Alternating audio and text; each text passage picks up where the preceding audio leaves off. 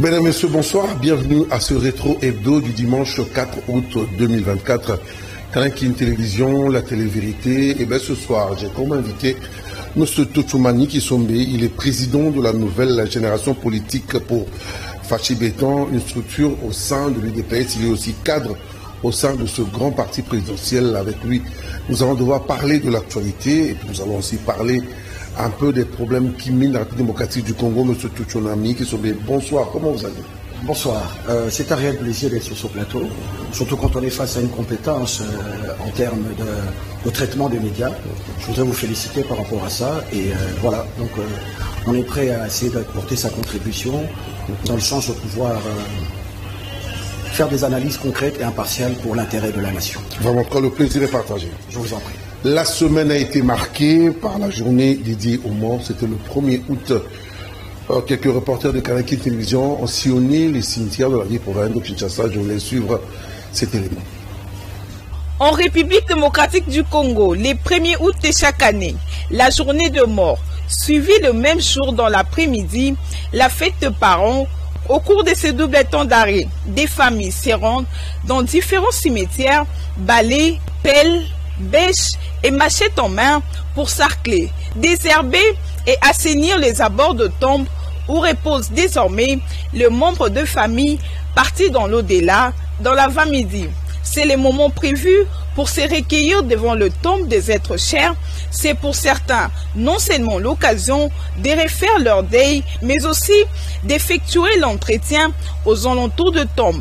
Le jour de détresse en quelque sorte, puisque c'est le jour où nous passons les êtres très chers tels que je me trouve ici. Je ne me retrouve pas parce que j'ai perdu une fille qui m'a été très chère.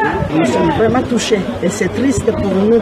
C'est pour nous les parents qui avons perdu nos enfants et ceux qui ont perdu aussi les êtres chers. C'est une journée exceptionnelle et moi je loue beaucoup les gens qui l'ont consacré comme ça. Parce que être parent n'est pas donné à tout le monde. Et puis être parent, c'est aussi un devoir sacré. Déjà dans la Bible, on parle de cela. Un parent, c'est celui qui accepte tout, c'est celui qui honore tout, c'est celui qui fait tout, c'est celui qui participe à notre élévation. En fait, tout ce que nous sommes devenus, c'est l'émanation des parents. On ne peut pas être ce qu'on est aujourd'hui si jamais on n'a pas été élevé par des parents, dirigés et orientés par les parents. Nous devons toujours à tout moment, que les parents soient morts ou pas, vivants ou morts donc, il faudrait qu'on se souvienne de ce jour-là, de célébrer en bonne uniforme, et vraiment une grande journée en tout cas. En République démocratique du Congo, cette journée festive est l'unique où de proches parents peuvent dignement entretenir le sépulture et s'occuper de leur dernier lieu de repos. Cette même journée permet de réfléchir et de prendre des solutions sur le respect des morts. Et voilà, là c'était le matin, la journée dédiée aux morts, et l'après-midi c'était pratiquement ici, sur le calendrier, la journée dédiée aux parents. Je vous laisse suivre ce reportage de Choni Kassiama qui est descendu dans une famille pour essayer de voir comment se passe l'ambiance. La journée du 1er août dédiée aux parents est déclarée chômée et payée à travers l'étendue du territoire national. À cette occasion, les parents en vie sont honorés 2 fois par des cadeaux à l'appui par les enfants et les membres des familles. Cette journée permet à la communauté de réfléchir sur le rôle de parents dans l'éducation de l'enfant, en particulier dans la formation d'une société réussie. À travers une meilleure éducation inculquée à leurs enfants respectifs de manière générale, c'est également une opportunité pour les enfants de réfléchir sur les bienfaits de vivre avec leurs parents et de voir l'importance de leur apport dans la vie quotidienne. Qui dit 1er août de chaque année, nous célébrons la fête des parents. Les avants nous disent c'est souvent on fait recours aux morts, peu à leur âme, nos parents sont partis, nos frères sont partis. Les appels nous disent souvent on est à la maison pour fêter avec les enfants. Et la journée dite fête des parents. Et c'est comme ça que je suis à la maison avec mes enfants. en train de jouer, en train de parler sur la prochaine rentrée scolaire. Je remercie le bon Dieu d'avoir gardé nos parents et je suis de cœur avec tous les enfants qui ont perdu leurs parents, surtout ceux qui sont à l'Est. Et aujourd'hui, j'arrange la maison, je vais préparer. Aujourd'hui, maman ne va rien toucher. Je remercie mes parents d'abord parce que c'est eux qui m'ont élevé. Ils m'ont donné tout ce que je pouvais avoir. C'est pour ça aujourd'hui je suis réveillée très tôt les matins pour venir arranger la maison, préparer pour eux quelque chose. Pour la petite histoire, cette journée fériée au cours de laquelle le marché, les entreprises sont fermées remonte aux années du président Joseph Désiré Mobutu. Elle a été imposée pour des raisons idéologiques, particulièrement en fonction de la vision du maréchal du Zaïre, connu sous l'appellation recours à l'authenticité, de remplacer la fête chrétienne catholique de l'Assomption par la fête des parents et déclarer la journée du 1er août chômée et payée sur toute l'étendue du territoire national. Il a été annoncé au début de ce journal, M. Totchounami Kisombe, il est président de la nouvelle génération politique au Fachi Béton, structure affiliée au sein de l'UDPS. Il est aussi cadre de ce grand parti politique présidentiel. M. Totchounami, vous avez suivi l'actualité de la semaine, dominée aussi par ces 2 jours. Personnellement, vous avez un mot à dire? Écoutez, personne ne peut manquer un mot concernant cette journée des parents. Nous sommes aujourd'hui les mêmes parents. Et on ne sait pas parler en son nom, mais pour nos parents qui nous ont quittés, je voudrais ici avoir une pensée pieuse pour mon père, mon fait peur, qui sont des Kakoumouissi, d'heureuse mémoire. Je voudrais aussi d'une manière notable de la République et un grand notable de la province du Congo central, et particulièrement de Manzangungu, du village Ngandu donc, mais aussi une pensée pieuse en termes de ce père spirituel idéologique, Etienne Tshisekedi Wamulumba, de moi, le Sphinx, qui nous a légué beaucoup de valeurs démocratiques. Je voudrais, comme ça d'emblée, aussi à son épouse qui est encore vivante, à qui nous nous référons beaucoup pour des qualités et l'expérience. C'est une bibliothèque vivante. Je voudrais, en baissant ma tête, saluer donc de son vivant Maman Marthe Kassalou, qui est encore parmi nous et qui continue à nous apporter en termes de conduite dans le parti présidentiel, l'Union pour la démocratie sociale. C'est son expérience, surtout pour les temps troubles que nous traversons un peu aujourd'hui. Elle est au milieu du village et son son de cloche est toujours dans le sens de la réunification et de la pacification. Donc, respect à cette dame. Mais en termes généraux, c'est un jour où nous devons nous rappeler de tous ceux qui nous ont été chers. Et en même temps, si en tant qu'acteur politique et homme d'État, je voudrais permettre à ce que nous continuions à enterrer dignement nos proches. Aujourd'hui, les cimetières sont pour la plupart très coûteux et c'est une situation très difficile. Voilà pourquoi certains de nos confrères, compatriotes qui n'ont pas beaucoup de moyens ne savent pas aller dans tous ces cimetières, nécropoles, tout ça, parce que les prix étaient exorbitants, chers frères. Et voilà, c'est comme ça que vous avez soit le déterrement ou la surposition de certains corps. On doit réfléchir sur ce problème. Voilà, c'est un problème. Pour créer non seulement de l'espace, aider aussi les populations à... Voilà, comme les cimetières qui sont censés déjà être fermés continuent à avoir un afflux de sollicitations parce que on voit les coûts être un peu moins avérés, comme le cimetière de Kitambo, certains de cimetières. Alors, d'emblée, je sais que le gouverneur de la ville de Kinshasa, qui vient d'entrer en fonction, va y penser et va trouver des solutions idoines pour que nous continuions à mettre dans des conditions respectueuses, tous ceux qui nous ont été chers. Voilà. Vous avez évoqué d'entrée de jeu le gouverneur de la ville qui vient d'entrer. Effectivement, hier, c'était la présentation de son gouvernement, l'investiture du nouveau gouverneur Daniel Bumba Lubakila. Je m'adresse aux Kinois que vous êtes. Les Kinois attendent beaucoup de leur ville. Vous savez, une ville de plus de 12 millions d'habitants, où on se rend compte qu'il y a beaucoup de choses qu'on doit faire. Il y a l'insalubrité, l'insécurité, les routes. Vous avez suivi, il a présenté un budget. Vous avez un mot à dire par rapport à l'arrivée de ce nouveau gouverneur, les attentes des Kinois en fait.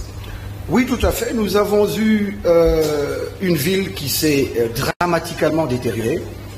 J'ai dit tout à l'heure, je ne suis pas un homme qui ne voudrait pas faire des analyses profondes et impartiales dans le but justement de relever, de donner à nos autorités qui ont les compétences la vision nécessaire pour pouvoir attaquer les choses, les mots, par leurs racines en fait, par des causes qui font que notre ville n'avance pas. Nous avons eu des projets ou des choses envisagées d'une manière cosmétique. Et là, ça n'a pas marché sous l'ancien gouverneur. La ville est dans un état de détérioration très avancée. Ce ne sont pas les moyens qui manquent la ville. Ce qui est bizarre, il y a les moyens pour la ville, mais comment on n'arrive pas à vraiment mettre de l'ordre? Voilà, c'est aussi placer l'homme qu'il faut à la place qu'il faut. Je crois qu'à l'avènement de ce gouverneur de l'Union pour la démocratie et le progrès social, un fils idéologique du FENX, et aussi un homme qui soutient et qui voudrait matérialiser la vision du chef de l'État, le peuple d'abord. J'ai cité son Excellence M. Félix-Antoine Tshisekedi Tshilombo. Je pense que le gouverneur Daniel Bumba ferait un bon gouverneur. Je ne voudrais pas, moi, aller dans le sens de ceux qui ont déjà rendu pessimiste l'appréhension de son commencement. Je crois que j'ai eu à m'entretenir. Je suis très optimiste. J'ai eu à m'entretenir personnellement avec lui il y a moins de 5 jours. Ce que j'ai entendu chez ce gouverneur, le gouvernement, même avant son homologation à l'Assemblée provinciale, l'investiture à l'Assemblée provinciale, l'homologation de son projet de société, a eu des séminaires, a eu plusieurs entretiens de renforcement de capacité et de s'approprier leur plan d'action. Il a cette envie-là. Le gouverneur va se mettre en œuvre, le gouvernement tout entier provincial va se mettre à l'œuvre et les Kinois verront avec un nouveau projet Kinshasa et Kubunga.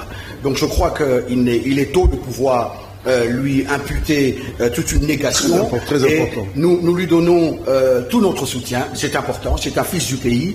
Il ne sert à rien de commencer à lui lancer des pierres alors qu'il n'a pas encore commencé. C'est mal intentionné, donnons-lui la chance, mais rappelons-lui que la ville est dans un état qui nécessite une réalité, qui nécessite un travail, et qu'il y a des cosmétique. Et qu'il y a des urgences. Il y a des urgences, éventuellement, comme dans tous les secteurs de la vie. Voilà pourquoi le président Félix Tshisekedi est sur le plan du gouvernement central, a eu le séminaire avec les ministres d'État, les ministres sur le plan national, où il a rappelé qu'il voulait des résultats. Je crois que c'est dans cette même philosophie, au niveau provincial, le gouverneur Daniel Bumba est tout à fait au courant et tout à fait au parfum que cette ville nécessite pas des projets cosmétiques où on voit tous les jours, on est écœuré, les déplacements des immondices d'un camp à un autre. Et ça, c'est tout ça. Mais je crois qu'avec l'arrivée de ce gouverneur, je crois en lui et je pense qu'il est conscient, nous avons discuté avec lui, il est conscient, il s'est donné la volonté et doté les moyens, avec 11 milliards de budget pour 5 ans, il a expliqué comment il devait envisager, palier par palier, et je crois que je lui fais confiance, comme autant nous faisons confiance à ce nouveau gouvernement national. Je sais que nous serons surpris, nous reviendrons, monsieur le journaliste, dans quelques mois, et nous aurons des signes probants, des signes d'avancement de la ville de Kinshasa. En tout cas, les Kinois n'attendent que ça pour que la ville... Nous attendons tous que ça. En tant que puisse redevenir Kinshasa label. Monsieur Tsunami Kisombe, la semaine a été marquée aussi par cette sortie médiatique de l'ex-première dame, Madame Olive Lembe Kabila, qui a eu à dire des propos qui ont vraiment dérangé. Et vous avez aussi réagi. Pourquoi vous avez réagi au fait? J'ai réagi parce que, vous savez, nous sommes acteurs politiques, socio-culturels de ce pays. Lorsque Madame Olive Lembe se bombe la torse de pouvoir s'attribuer une propriété, vous savez, la vérité est têtue. Je ne le dirai pas, un autre Congolais le dirait. Parce que il est question ici de rétablir la vérité. Monsieur le journaliste, pour vous rappeler rien que la vérité, pour vous rappeler simplement les modalités d'acquisition de ce bien dont Maman Olive Lembe fait mention, personne ne le sait, la désaffectation, je veux vous rappeler, la concession dont Maman Olive aujourd'hui a fait mention de leur propriété, est question ici de 3 choses en un. Vous avez l'ancien mess des officiers de la ville de Kinshasa, Gombe, a été exproprié. Dans ce site-là. L'ancien, je rappelle bien, tous les connaisseurs le savent et les experts en immobilier ne vont pas me contredire, de la ville de Kinshasa. Ils ont fait une désaffectation de l'ancien mess des officiers, où les officiers ne sortaient pas de la ville parce qu'il faudrait garder une image. Les officiers allaient manger, se recueillir, se divertir. A été désaffectés au profit de la famille Kabila, donc du couple Kabila. Donc sans autorisation. Je ne sais pas de quelle autorisation il s'agit, de quel procédé, mais c'est un bien de l'État. Voilà des dossiers à donner au ministre Constant Mutamba pour l'impunité zéro. Vous avez l'ancienne résidence de tous les premiers ministres. Mungulu Diaka était là-bas, donc ça fait partie de la deuxième partie de cette concession. Les anciens premiers ministres Likulia étaient là-bas. Vous avez dans son temps... Donc c'est historique un peu ceci. C'est historique. Cette maison a été d'abord affectée à l'utilisation du premier président directeur général, PDG à l'époque, de la compagnie CNCC. Ce sont les informations. Et donc, cette maison, et à la fin, la famille dont je suis membre de famille par alliance, parce que la famille Lito a épousé la grande famille Lito, un des fils qui est décédé, a épousé ma sœur, Naïna Kisombe. Et donc, la troisième partie de cette concession est l'expropriation illégale. La famille Lito réclame son bien. Donc, ces trois choses en un constituent cette maison dont Maman Olive se targue, se bombe la poitrine. Mais au-delà de ça, vous avez cette situation qui a été d'une manière politiquement récupérée pour des raisons de sensation. Alors qu'à ce moment-ci, nous n'avons pas besoin de ça. Le pays Congo a besoin de l'unité, aussi bien de la part et du soutien du gouvernement, de la part de l'ex-première dame, Olive Lembe Kabila, et de tous les autres militants et cadres du FCC. Parce que c'est ça la forme de l'opposition républicaine qui manque aujourd'hui à l'FCC et qui fait que la plupart de ces cadres sont comme ça, incités et encouragés à aller à l'FC de Nanga. Voilà. Et donc, pour revenir à ça, il n'était pas question d'une attaque à la résidence de Maman Olive. Nous savons tous que une audience foraine s'est déjà ouverte et la vérité est tout à fait... La justice est en train de faire le travail. La vérité a déjà éclaté. Aucun des membres appréhendés dans le trouble qui a eu domicile dans le conflit parcellaire de deux personnes, entre M. Kamou Linter, un homme d'affaires kassaïen, et un opérateur, kassaïen, congolais, donc oui, et un opérateur économique israélien. La maison, donc la terre, appartenait à M. Kamou Leta.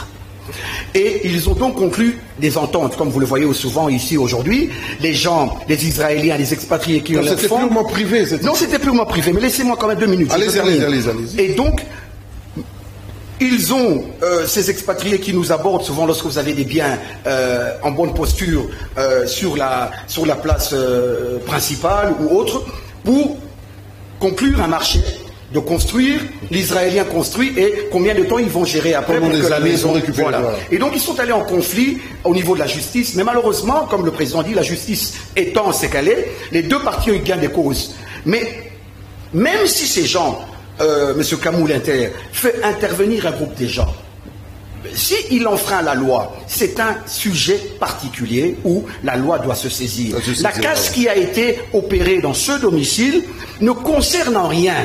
Je veux dire, les responsabilités doivent être établies et les deux personnes sont vivantes pour demander justice et réparation. Mais c'est au départ, lorsque je crois que la police intervient à ce niveau-là, chez les deux personnes, que les gens appelés par M. Kamou, nous avons vu ça. C'est courant dans les conflits. Les gens appellent leurs membres de famille pour venir intervenir. Mais lorsque les activités que nous concevons enfreignent la loi, nous sommes redevables et punissables par cette loi. Mais en ce qui concerne Maman Olive, Lembe Kabila, c'est une fausseté de déclarer que la République ou ce pouvoir voudrait l'éliminer physiquement, alors qu'elle est protégée. Les militaires qui sont à la garde de Maman Olive ne sont pas une milice de Maman Olive. Comment peut-on... Les policiers de la République. C'est des policiers de la République, affectés à sa garde. À sa garde veut dire pour la protection physique de ses biens. C'est dans la Constitution. Oui, tout à fait. Donc c'est exécuté au respect, au regard de cette loi mère. Maintenant, en rentrant, ces jeunes gens se sont vus heurtés par cette garde. C'est cette garde de Maman Olive qui a, d'une manière très inappropriée, voulu orienter ou encadrer ou réprimander ces gens. Donc, ils se sont vus un peu intimidés et il y a eu ce qu'on appelle un surchaud. Et Si vous constatez bien les propos désobligeants de l'ex-première dame, écoutez, j'ai toujours dit qu'il était difficile lorsqu'il s'agit d'une dame de vraiment qualifier les choses comme telles. Il y a eu des mots de trop apparemment. Exactement. On n'a pas aimé quand même cette... Non, exactement. Une maman, c'est quelqu'un qui protège la maison. La maison, c'est le Congo. Lorsque maman Olive, qui présente les faits comme un danger physique, ne traite pas cette situation, on ne la voit pas paniquer, alors qu'il y a eu des coups de feu, pardon. Mais on ne voit pas Madame Olive Lembe paniquer. On voit une certaine organisation. Apparemment, cette situation a été déjà bien préméditée et bien préparée. Il doit avoir eu un metteur de scène qui aurait proposé ce scénario à Maman Olive pour qu'elle se fasse victimiser. Mais malheureusement, vous ne conseillez pas, vous ne prenez pas soin de l'image de Maman Olive Lembe qui non, pour la République. Non, pour la République. Non, aujourd'hui pour la République, parce que on peut, aujourd'hui, c'est passé sur CNN et les autres chaînes internationales en anglais, mais l'image de Maman Olive, après que, vous savez, on a des services dans ce pays. Bien sûr. Tout le monde aujourd'hui se rend compte que personne n'a voulu atteindre la vie de Maman Olive Lembe, parce qu'elle a quitté sa parcelle pour sortir et n'a pas eu peur de recevoir une balle perdue ou quelque chose. Donc vous vous rendez compte que l'émotion qui l'a animée, est-ce une émotion inconsciente, est-ce une préméditation? Et c'est ce que nous condamnons. Et nous condamnons l'envie de salir. L'envie de salir ce régime. Et je pense que arriver jusqu'à dire, je voudrais ici dire que je regrette que mon mari ait donné la peine à certaines personnes de se donner de la valeur. Mon mari ait donné à certaines personnes le courage ou la possibilité de mettre des vestes. Mais c'est vraiment bas. Et le fait que Tochoumani rappelle les faits, nous avons tous travaillé à un moment sous Kabila. Mais, monsieur le journaliste, entre la famille Kabila venue à un âge très avancé de la brousse, c'est un état des choses. Je n'invente rien, je ne qualifie rien. Et la famille Tshisekedi qui, le feu Étienne Tshisekedi, né en 1932, devient ministre de la Justice à 25 ans. Lorsqu'à 25 ans, vous êtes chef de famille, et un peu plus tard, ministre de l'Intérieur, directeur général, ambassadeur au Maroc, mais vous avez une famille, bien sûr, qui, en ce moment-là, est en phase avec toute la société civilisée. Donc il était quand même important de dire à Maman Olive, on ne peut pas déraper et jeter l'opprobre à une telle famille, de surcroît qui est une famille aujourd'hui qui représente quand même l'État congolais. Le président Félix Antoine Tshisekedi, de notoriété publique, n'est pas un jeune homme parvenu. Donc c'était très mal placé, voilà pourquoi il fallait quand même remettre les pendules à l'heure, et c'était un devoir d'un citoyen congolais. Et peut-être un peu plus parce que je suis de ce parti politique, l'Union pour la démocratie sociale, mais tout en rappelant moi l'idée de la paix, de la cohésion nationale, la seule et l'unique vérité à primer. Si nos amis du PPRD et de l'FCC ont été choqués, souffrez que cette vérité vous soit comme ça larguée pour que vous puissiez aussi appeler notre maman Olive Lembe à la retenue et au respect des institutions. Voilà, c'était tout. Je reviens à vous dans quelques instants. La semaine a été marquée pour la journée du 2 août au niveau de Kisangani, où les Congolais ont commémoré la mort de plusieurs de nos compatriotes qui sont décédés lors de la guerre de 6 jours entre le Rwanda et l'Ouganda. Suivez cet élément. 2 août, journée de commémoration des millions de Congolais victimes d'atrocités liées aux conflits armés. La première ministre Judith Suminwa a lancé cette journée nationale du génocide congolais pour des gains économiques depuis le cimetière érigé dans la commune de Makiso à Kisangani, où 8 membres d'une même famille ont été enterrés dans une fosse commune. Après l'accueil par un comité restreint conduit par le gouverneur de la province de la Chopo, le directeur général du Fonds national pour la réparation des victimes de violences sexuelles liées au conflit et des victimes de crimes contre la paix et la sécurité de l'humanité Fonarev, Kevin Ngunga, a fourni des explications à la chef du gouvernement sur l'aménagement de ce site mémorial ainsi que les images qui retracent la guerre entre le Rwanda et l'Ouganda sur le sol congolais et les morts que ces combats ont provoqués. Ensuite, le numéro 1 du gouvernement central a effectué une marche rythmée par l'hymne aux morts exécutée par la fanfare de la garde républicaine. Une marche qui l'a conduite devant 3 stèles érigées en vue de recueillement sur ces sites chargés de souvenirs et d'émotions. La première stèle est dédiée à la mémoire des victimes du massacre des guerres de 1 jour, 3 jours et 6 jours jetés dans le fleuve Congo et la rivière Chopo. La deuxième aux victimes des agressions du Rwanda et de l'Ouganda, et enfin la troisième vouée aux victimes dont les corps ont été disséminés et enterrés dans la ville et les périphéries de Kisangani après avoir été cible des agressions rwandaises et ougandaises. Dans ces cimetières, le FONAREV a également aménagé un lieu de recueillement où ont été enterrés les restes de 8 membres de la famille Ochudi, tous massacrés simultanément. La première ministre a rencontré sur place la seule survivante de cette famille qu'elle a chaleureusement étreinte pour démontrer qu'elle est ainsi que les autres victimes de ces atrocités ne seront plus jamais seules. Un moment d'intense émotion appuyé par les récits de la victime, de ceux qui restent encore dans ses souvenirs. L'article 1er de la loi du 26 décembre 2022 fixant le principe fondamentaux relatif à la protection et à la réparation des victimes de violences sexuelles liées au conflit et des victimes de crimes contre la paix et la sécurité de l'humanité, promulgué par le président de la République, s'applique aux faits commis à partir de 1993.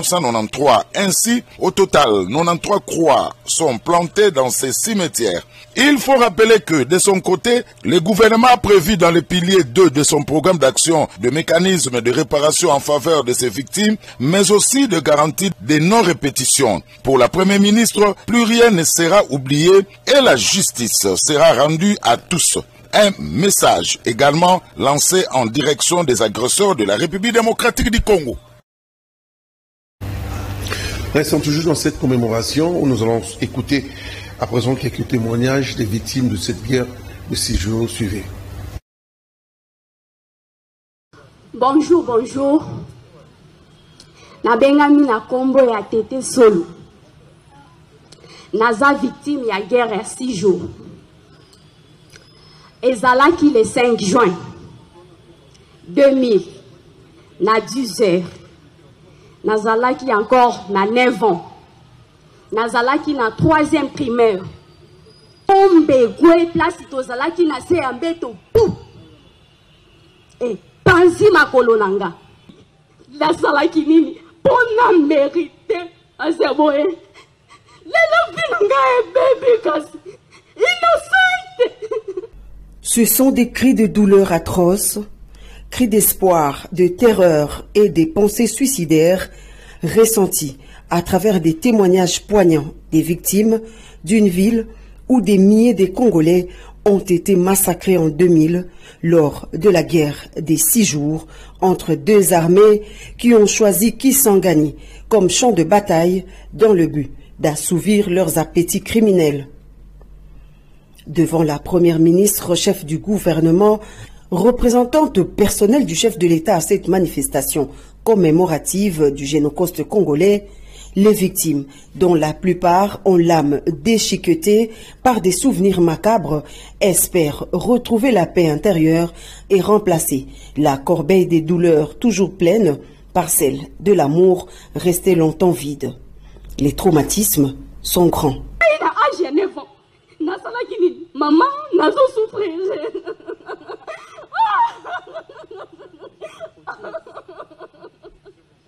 Nous sommes allés au Pesa Pasi. Kimia, Esangi, Badamobu, Koto, Yoko, Nakama Libwa, Natuku Libwa, Nalibwa, Nebandelia Makambo, Mama Batata Bandiku.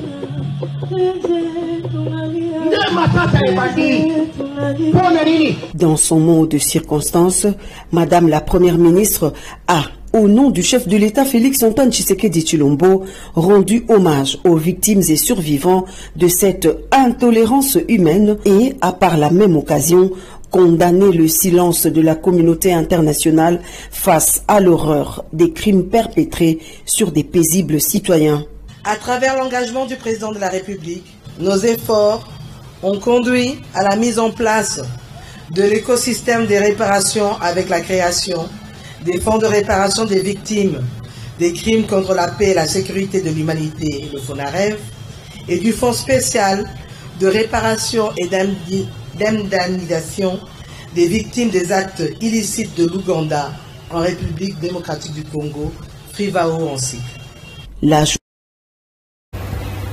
Elles sont toujours à Kisangani, où le ministre de la Communication, Patrick Mouya, a fait un briefing pour expliquer la situation de l'Est et aussi de cette fameuse guerre de 6 jours. Suivez.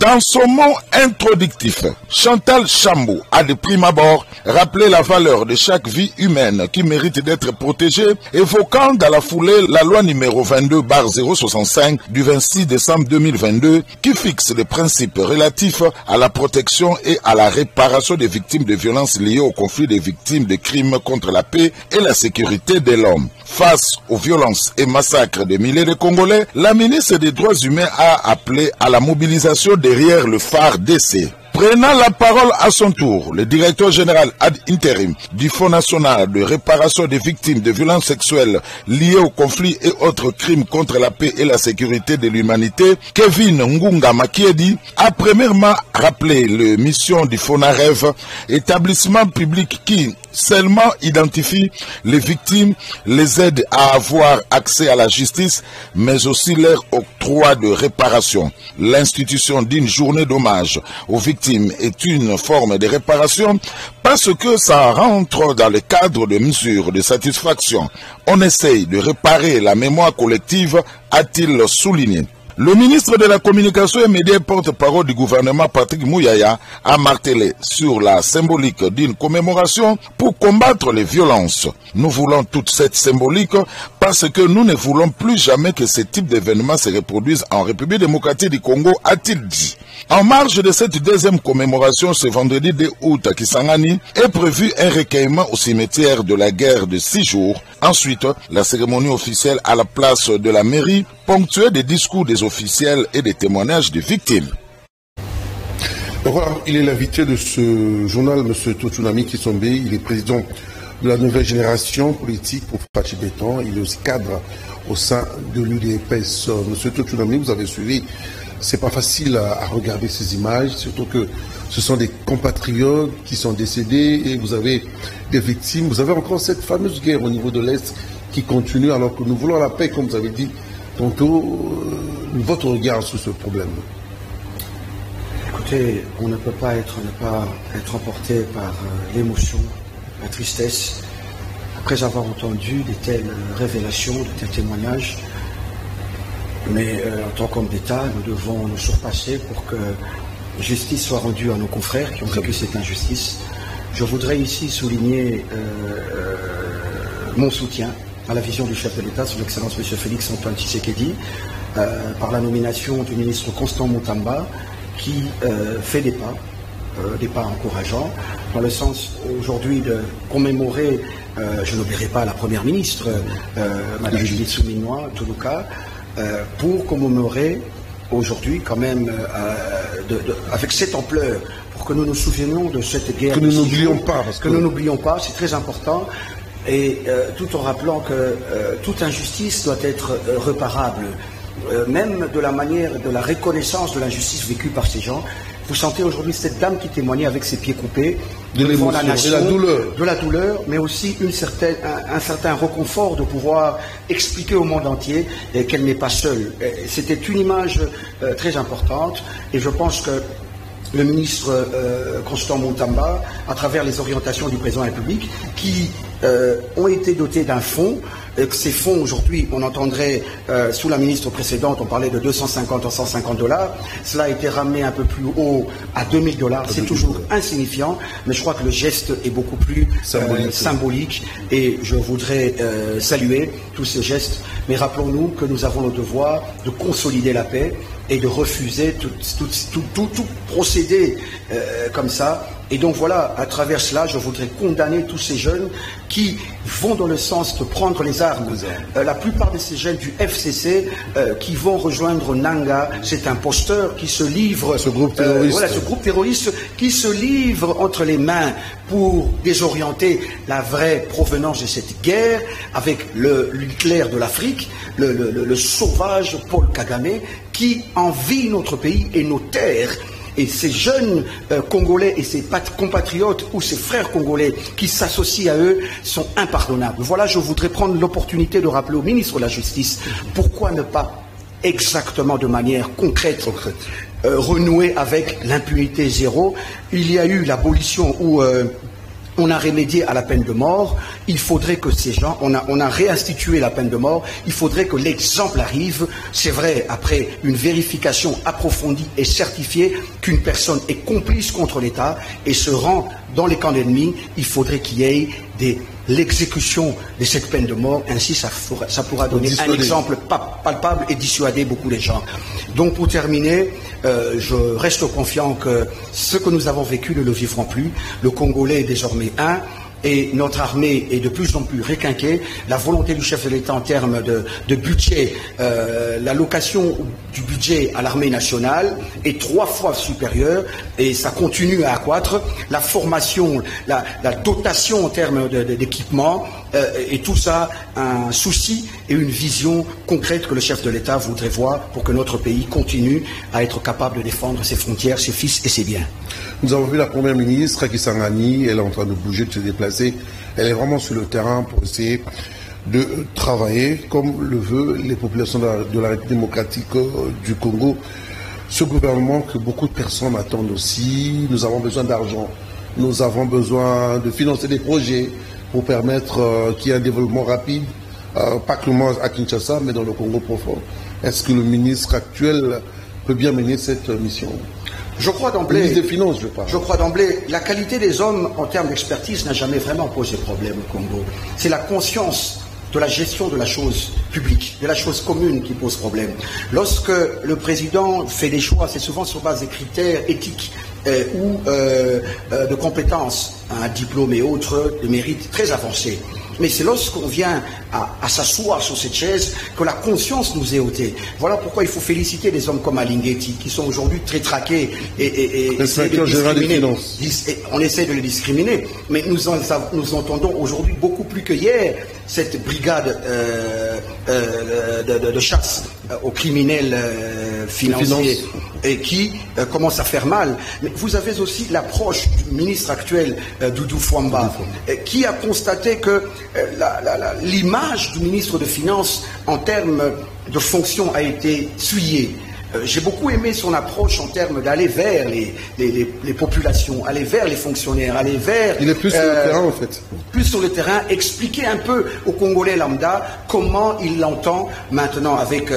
bien sûr des lois, mais avec des initiatives encadrées, les dépenses publiques. Et c'était bien expliqué, plusieurs secteurs, plusieurs départements de la vie d'État, de la vie publique, des organisations, des institutions vont désormais être présents dans plusieurs réunions pour que nous puissions dégager ensemble dans la transparence des priorités qui seront en termes de pouvoir pallier à tout ce qu'il y a comme difficulté. Mais il faut aussi souligner la volonté de pouvoir faire usage des fonds publics à celui qui doit le mériter, c'est-à-dire le fonctionnaire d'État, le Congolais. Le ministre Doudou Fwamba a martelé clairement qu'il faudrait désormais, le peu qui leur revienne, qu'ils soient payés à temps.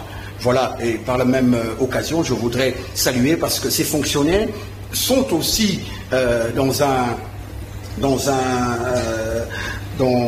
dans une prise en charge qui est aujourd'hui, on peut pas ne pas le souligner, très respectable et encourageable du ministre Liaou.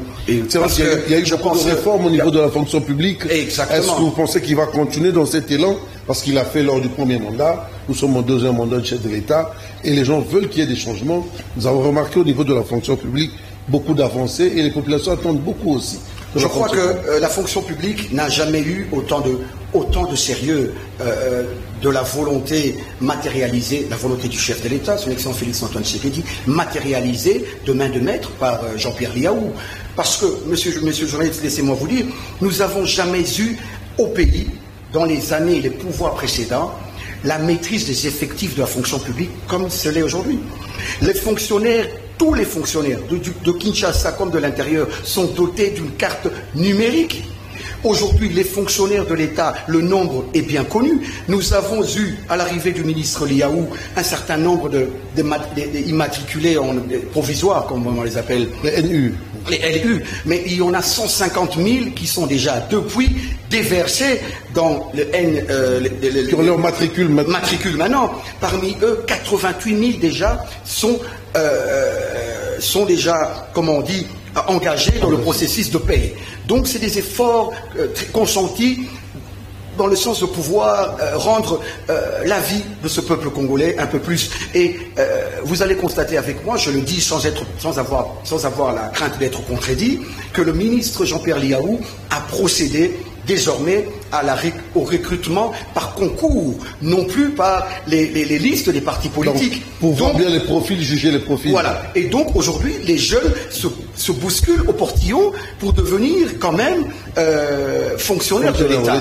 Les conditions, il se bat de jour en jour pour que les conditions du fonctionnaire de l'État soient de mieux en mieux prises en charge. Et donc nous pouvons saluer un tel homme. Et je crois que l'ensemble de ces quelques ministres qui font la différence doivent être reconnus et félicités. Et bien, c'est ça un pays démocratique, un pays où le peuple, ses dirigeants veulent concourir au succès de leur population, au bien-être de leur population. Voilà.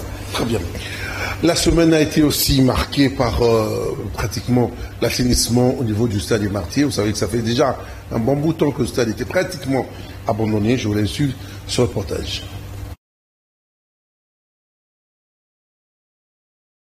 Plusieurs fois, la situation de l'insalubrité a été décriée pour ce qui est du stade des Martyrs. Aujourd'hui, le nouveau comité de gestion du stade des Martyrs a décidé de passer à la vitesse supérieure en assainissant les alentours du stade. Un tracteur a déjà commencé le travail pour un projet qui s'étendra à long terme jusque vers l'extérieur. Une équipe bien préparée à ce projet était déjà à pied d'œuvre, comme le montrent ces images. Pour une fois, la gestion du stade des Martyrs semble prendre une autre tournure. Le souhait de tous est de voir cette situation perdurer. L'intérieur du stade mérite beaucoup d'entretien aussi. Mais pour l'instant, mention spéciale à ce comité de Dadou et També, qui ensemble avec son comité ont mis les batteries en place pour enfin nettoyer ce stade où généralement les grands enjeux sportifs et culturels se jouent dans ce site.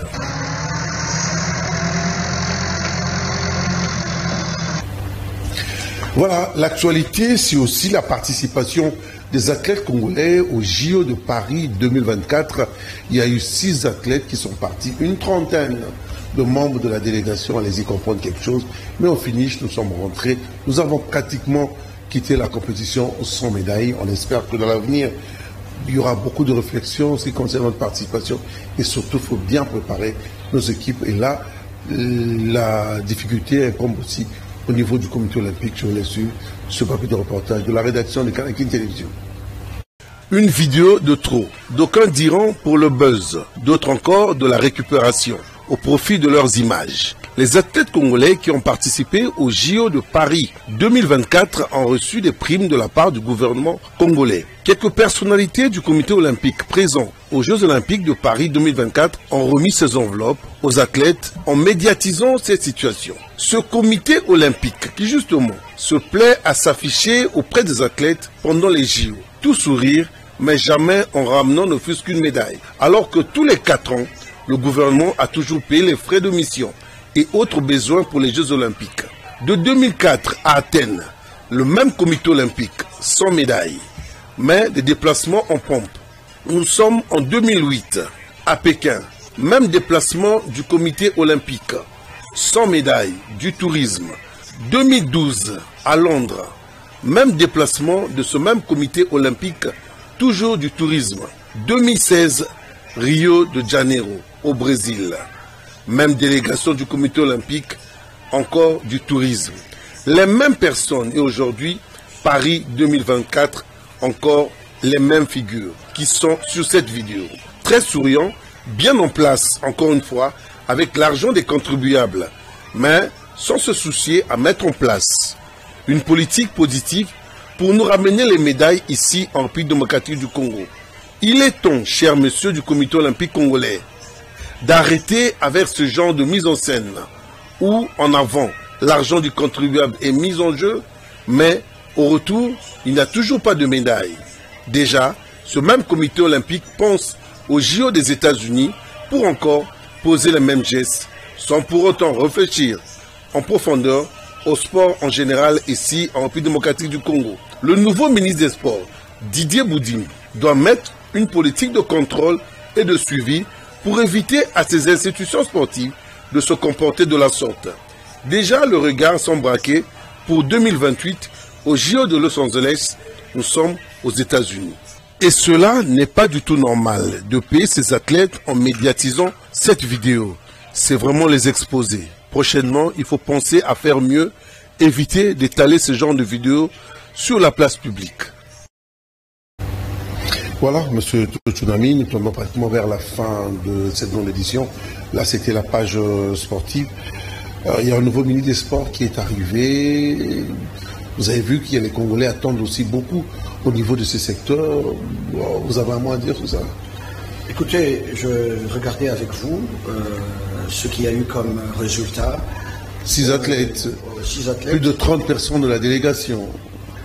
Au profit de cette grande République démocratique du Congo, je crois que je ne suis pas complaisant.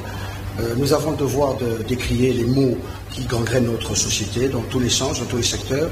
Ce comité olympique ne mérite pas du tout la confiance continue du ministre des Sports. Je ne pense pas, parce qu'on ne peut pas ne pas être face à une certaine réalité. Vous envoyez des gens au JO de France où voilà, il y a beaucoup de sports qui ne sont jamais répétés de manière à ce que ces envoyés aillent compétir hein, et faire preuve d'une conséquence, confrontation avec d'autres pays qui sont pour le plus très concentrés dans leur discipline. Et ça, c'est de l'amateurisme. Nous ne pouvons pas infliger la honte. Nous ne pouvons pas infliger la honte pour l'intérêt, alors que le peuple, le contribuable, vous l'avez dit dans votre commentaire, débourse beaucoup d'argent. Vaut mieux laisser. Si nous ne sommes pas préparés, laissez nos athlètes ici aller au lieu d'aller subir une telle honte. Donc, je ne veux pas mettre ça directement sur le ministre de Sport Didier Boudin, à qui je laisse quand même une petite parcelle de grâce, parce que c'est sous son pouvoir. Mais je crois que l'excellence Didier Boudin devrait, en tant que Congolais, se rendre compte de la réalité, palper du doigt, faire un examen d'état des lieux, pour que prochainement, le centime congolais qui doit être dépensé doit être dépensé de manière à ce que nous attendions éventuellement, c'est un sport, nous ne sommes pas appelés à gagner, mais à ne pas perdre aussi lamentablement. Vous avez vu notre athlète de la natation qui a complètement, même pas du tout été à la hauteur. Je crois que c'est plus de l'amateurisme et du profit pour un groupe de personnes. Et ça, la République, nous ne pouvons plus l'accepter. Au ministre de Sport, à qui je donne beaucoup de crédit, parce que je crois que c'est un monsieur qui a beaucoup d'énergie et qui a beaucoup de savoir-faire, Didier Boudimou. Non seulement c'est mon frère né Congo, vous comprenez, mais c'est pour rigoler. Mais je crois que la République lui a fait confiance et j'attends beaucoup de lui.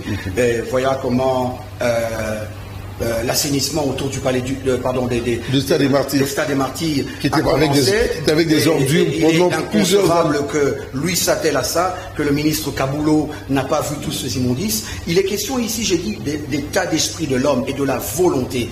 Voilà pourquoi le chef de l'État a dit au gouvernement: je veux des résultats. Et je crois que dans tous les secteurs. Hein, dans tous les secteurs. Et je crois que c'est par ces quelques mots que je dis, il faudrait que nous bannissions l'amateurisme, nous bannissions cette complaisance dans ce que nous faisons. Mais au sport congolais en général, il y a beaucoup d'avenir. Le Congolais est talentueux. Il suffit de bien l'encadrer pour que nous ayons des résultats.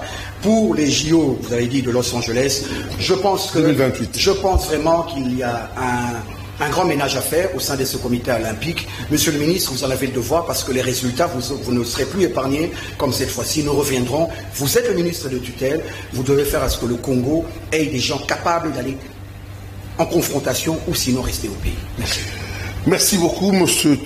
Totunami Kisombe. Je rappelle que vous êtes président de la nouvelle génération politique pour Fachi Béton et cadre au sein de l'UDPS, le parti au pouvoir. Avec vous, nous avons commenté l'actualité de la République démocratique du Congo. Nous avons pris la commémoration de la guerre de 6 jours qui s'est déroulée au niveau de Kisangani. Nous avons parlé de l'arrivée du nouveau gouverneur, M. Daniel Lubumba. Nous avons parlé aussi de la sortie médiatique ratée de l'ex-première dame. Et pour chuter, nous avons parlé du sport en général ici en République démocratique du Congo. On peut garder espoir, on retient quoi? La République, il y a encore de l'espoir, un mot de la faire rapidement. Oui, on retient que la République démocratique du Congo peut compter sur certains fils intègres. Le président de la République fait les choix parmi nous. On ne voit que le visage, on ne voit pas l'intérieur de l'homme. Nous sommes Congolais et dans ce gouvernement, il y a des Congolais qui vivent parmi nous, qui voient l'insalubrité, qui voient la difficulté, le manque de santé. Et si chacun de nous est conscient de son devoir et le fait pendant les temps qu'il est dans son bureau, je crois que ce pays va décoller parce qu'il ne nous manque rien. Si autant les efforts sont consentis seuls par un monsieur que je nomme un homme salutaire pour ce Congo, je cite son Excellence Félix Antoine Tshisekedi, le Congo ne décollera pas et on peut changer 10 présidents sans qu'il y ait une volonté, une prise de conscience nationale, mais je crois en mon pays. Je sais qu'aujourd'hui, nous avons cité quelques hommes qui ont mérité et qui continuent à mériter au sein du gouvernement. Nous en avons dans tous les différents secteurs, notamment à l'Assemblée nationale. Nous avons le vice-premier président Chilumbai, nous avons Papa Mbosso, le patriarche Mbosso, des gens sur qui nous pouvons compter sur leur intégrité complète dans la vision du chef de l'État. Et nous pensons que ce pays peut décoller, mais il faudrait être impitoyable aux hommes qui ne font pas leur travail correctement, parce que nous sommes 120 millions de Congolais. On ne peut pas laisser ce pays plonger et qu'il y ait des sanctions sévères pour les détourneurs. Ainsi, nous allons... Voilà aussi la vision du chef de l'État. Je crois en mon pays, je crois au futur. Voilà pourquoi j'aimerais juste vous prendre 2 secondes pour dire la nouvelle génération politique pour Fachi Béton, c'est aussi cette espèce de rajeunissement de la classe politique. Rajeunissement non seulement par l'âge, mais par le fait que nous devons mettre à côté tous ceux qui ont déjà servi la République et qui n'ont rien apporté. On ne peut pas continuer à faire confiance à ces gens qui ont visiblement échoué et qui veulent, pour des raisons de garder les avantages de l'État, continuer à faire souffrir tout le monde. Donc la nouvelle génération politique pense qu'il y a moyen de mieux faire. Nous avons une vision, contrairement à ce qui en doute, nous avons une vision claire d'un homme qui aime le Congo. J'ai cité son Excellence Félix Antoine Tshisekedi Tshilombo. Merci beaucoup. Merci beaucoup à la grande équipe technique. Merci à vous aussi, M. Kisombe. Je vous remercie infiniment, c'était un honneur. Merci à Serge Marcosso, merci à Poupar Bola, merci à Souley Mboyo. La rediffusion, c'est demain dimanche à 7h, toujours sur la même chaîne, Kanaki Télévision, la télé-vérité. Mais l'info continue sur la chaîne YouTube de Kanaki Télévision. Allez, je vous dis bye bye, merci et prenez bien soin de vous.